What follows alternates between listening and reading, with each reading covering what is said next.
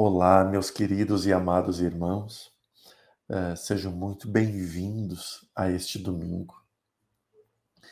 É com imensa alegria que recebemos todos vocês e neste período em que todas as nossas esperanças e sonhos são renovadas com a chegada do ano novo, com as esperanças, com os sonhos, e, e nós voltamos aos nossos estudos na sequência da proposta que Kardec nos oferece como modelos, como guias para as preces, né? E hoje estamos aqui, Robson e eu, para gravarmos a continuação ao estudo, já que tivemos 2 semanas que foram dedicadas às mensagens carinhosas dos nossos benfeitores espirituais, nos trazendo, sim, muito alento e muita esperança.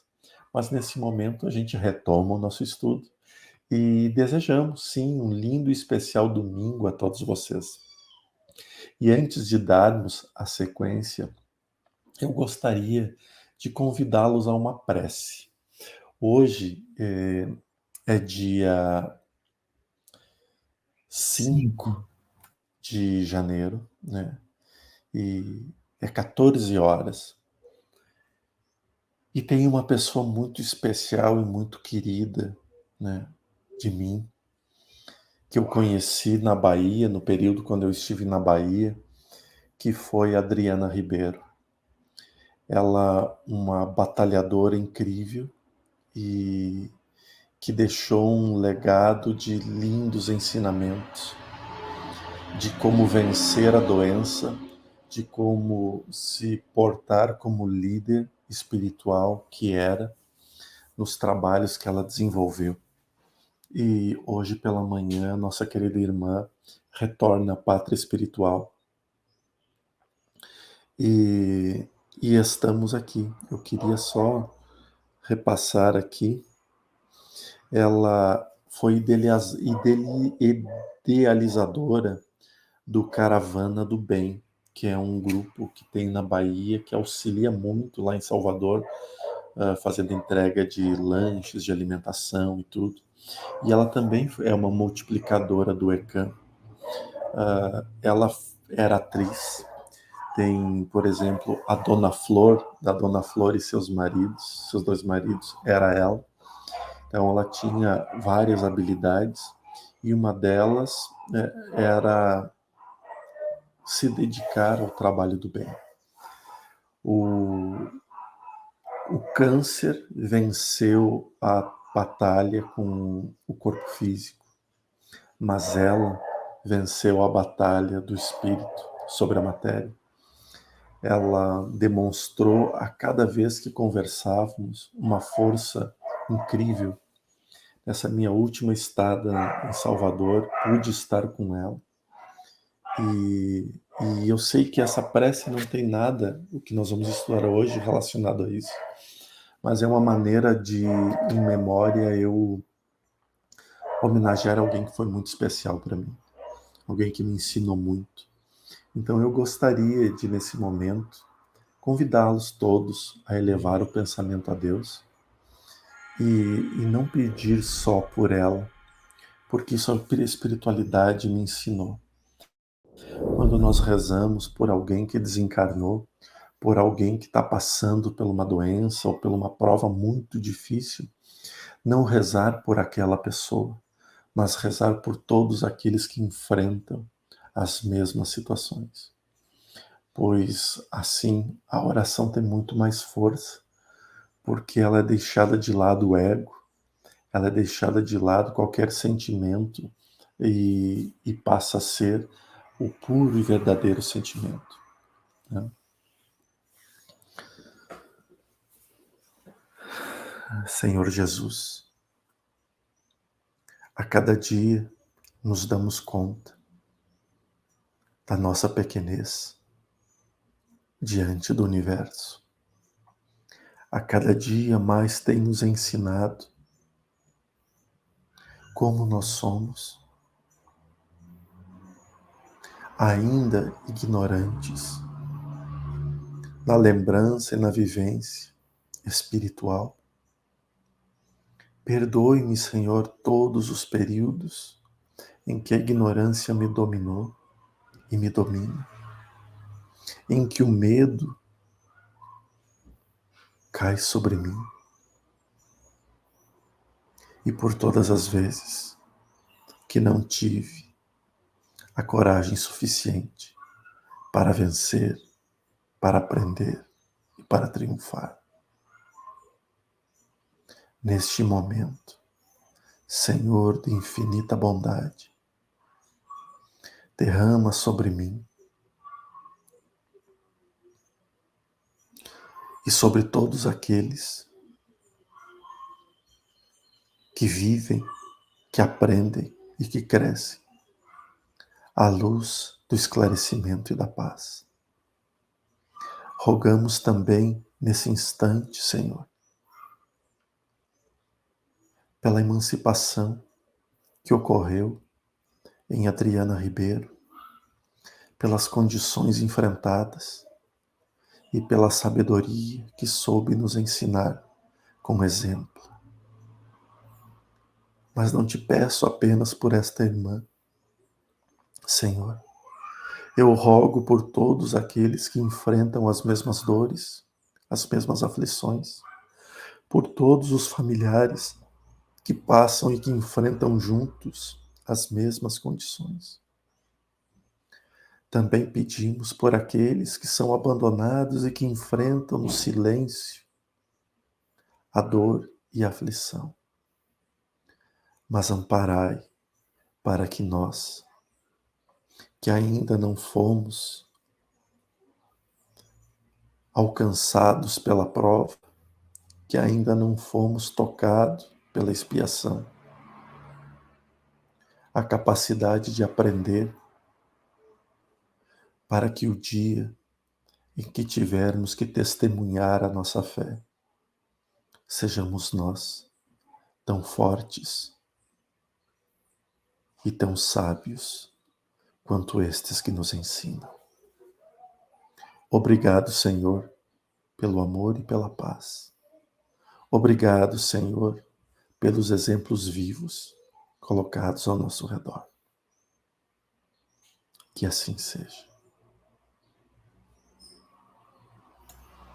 Assim seja.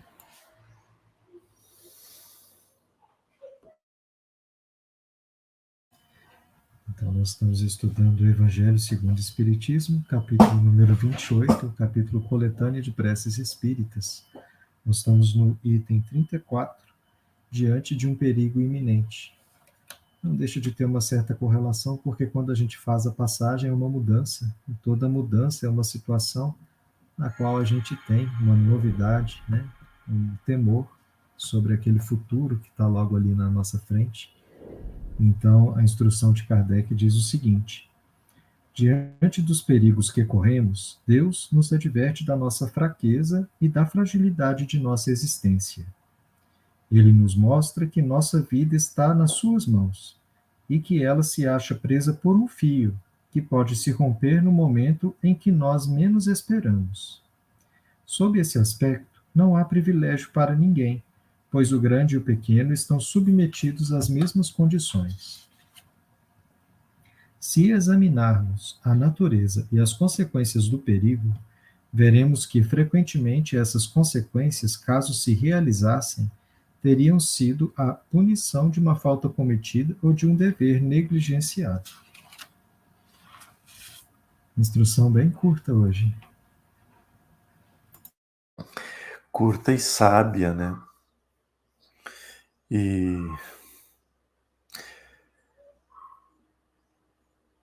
Eu acho que quando falo de perigos, assim, né, a gente tem uma noção muito pequena dos verdadeiros perigos que nós corremos, porque a gente só tem a consciência de uma pequena fração do que está acontecendo em volta de nós, né?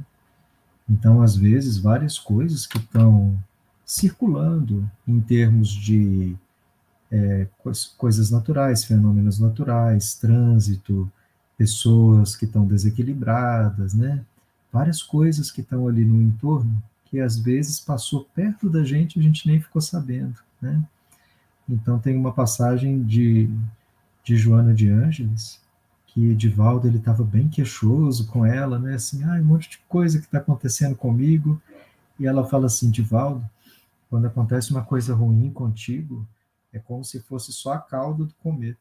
Você nem imagina o trabalho que nós, cuidadores, né, temos para desviar o núcleo do cometa do caminho de vocês. Porque vocês são muito descuidados. Vocês não têm consciência das coisas que estão acontecendo em termos do contexto, né? Vocês têm consciência de uma coisa muito pequena. E aí a gente entende isso, né? Que às vezes o perigo que a gente percebeu, ele foi só a cauda do cometa, né? E às vezes a cauda do cometa eles ainda conseguem livrar a gente, nem sempre, mas muitas vezes conseguem. Agora, quantas vezes o perigo ele é inconsciente, né? A gente nem sabe que ele existe. E a gente deve ter esse hábito de pedir para ser protegido, né, dessas questões e entender que mesmo quando a gente não percebe essa bênção, né, da gente ter esse livramento, né, para usar uma fala muito em voga agora, acontece muito mais vezes do que a gente imagina.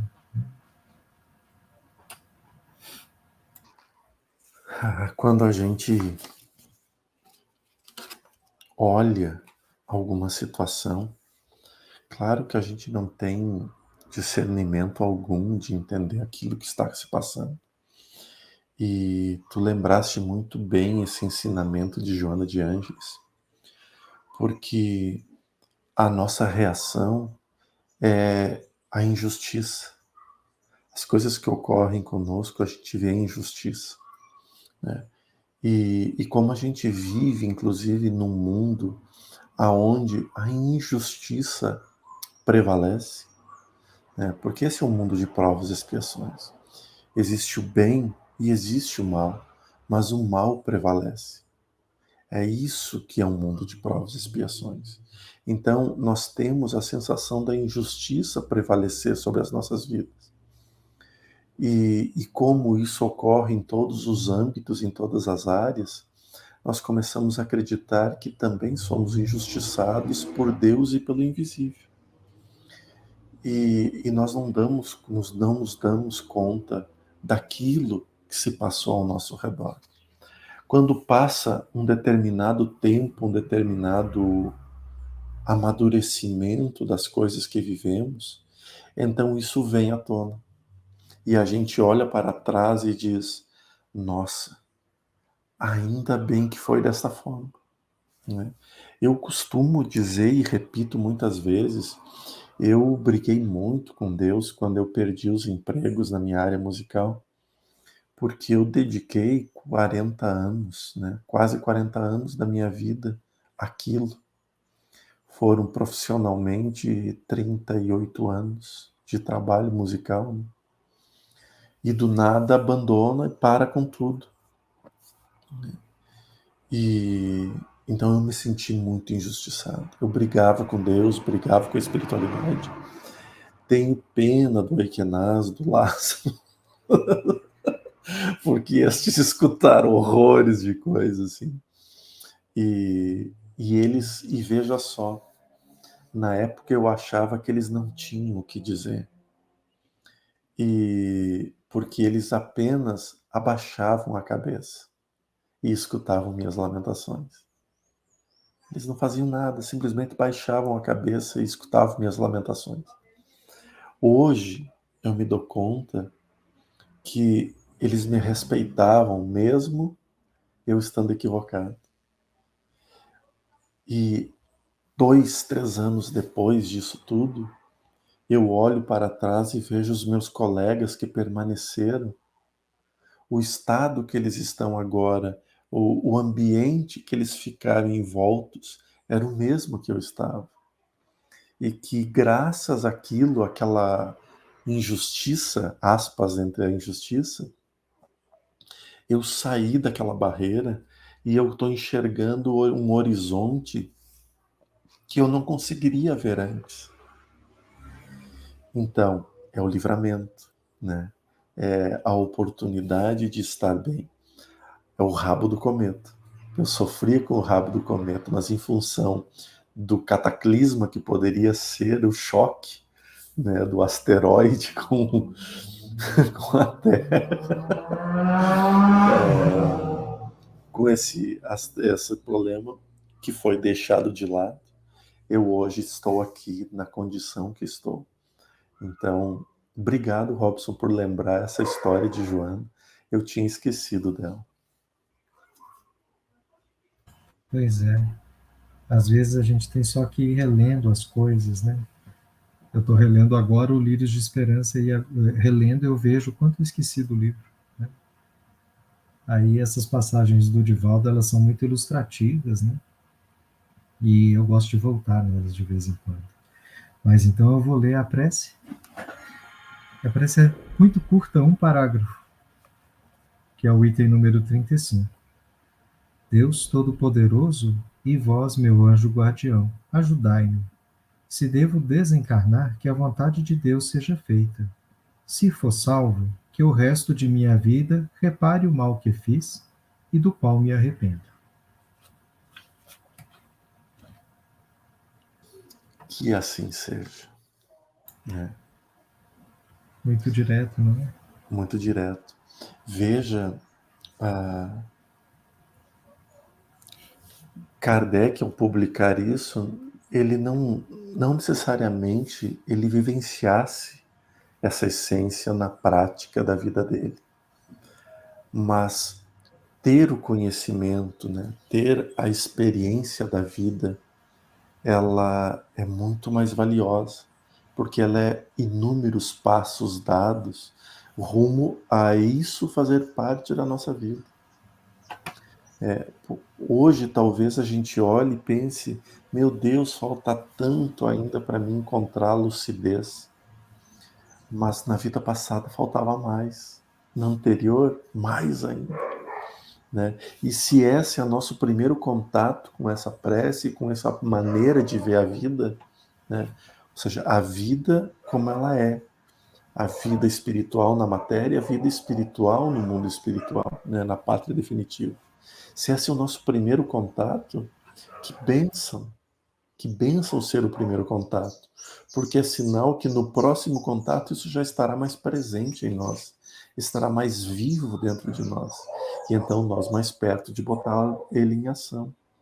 E que sabedoria que seja feita, Deus, que seja feita a vontade de Deus. Né? Se devo sucumbir, que a vontade de Deus seja feita. Se for salvo, que o resto da minha vida repare o mal que pude fazer e do que me arrependo, né? Do mal que pude fazer e do qual me arrependo. Ou seja, ele já conseguiu perceber que existiam períodos de mal e que ele já se arrepende por aqueles. Mas há inúmeros outros ocultos que ainda não foram revelados. E quando for, essa oração volta a ter o mesmo sentido. É verdade. Uma coisa que me veio na cabeça, né, sobre essa questão de correr risco de vida, e como às vezes é um momento que é para ser e um momento que não é para ser, né?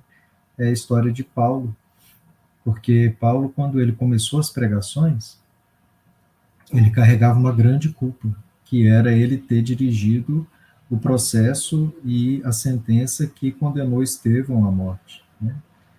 Então, Estevão era um dos primeiros apóstolos e Paulo era o dirigente do Sinédrio, que era o tribunal dos religiosos, né, do judaísmo da época, e ele dirigiu esse processo e ele forçou o processo a levar ao julgamento e ao apedrejamento de Estevão, né?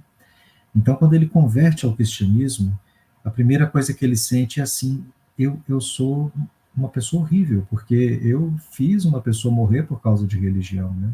E agora eu enxergo que essa pessoa estava certa.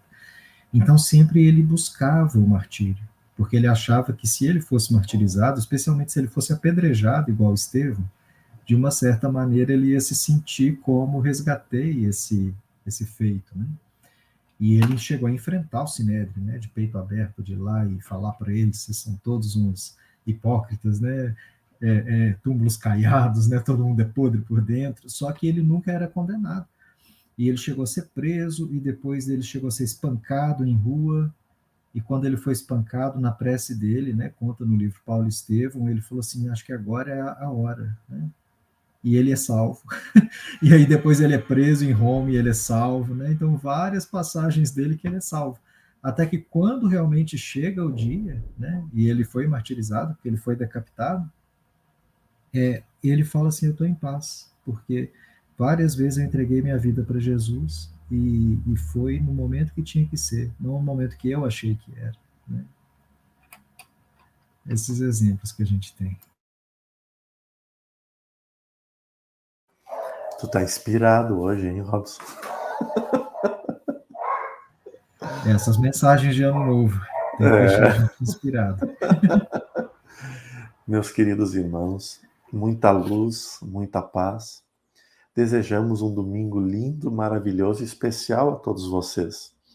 E que a presença forte de Jesus e da espiritualidade amiga nos acompanhe a todos nós no decorrer dessa semana e durante os processos que vamos ter aqui de evangelho, de estudos das mensagens, de jornada da mediunidade, de lives com os mentores, de estudo de mediunidade e até chegar na próxima prece, tá? Estamos juntos, estejam sempre com o pensamento em Deus. Paz e luz.